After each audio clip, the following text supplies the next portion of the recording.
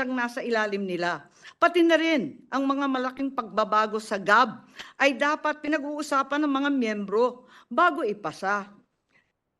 Na walang lihim, walang gulatan, higit sa lahat, walang himala. Sa hindi maalamang dahilan, wala akong natanggap na kahit anong tugon. Hindi pinakinggan ang aking pakiusap. A caucus among the senators was held on the 26th of November 2024. This would have been a good time to discuss the concerns that I and many of my colleagues had on the transparency of the BICAM process. To my disappointment, the budget was not even raised in the caucus.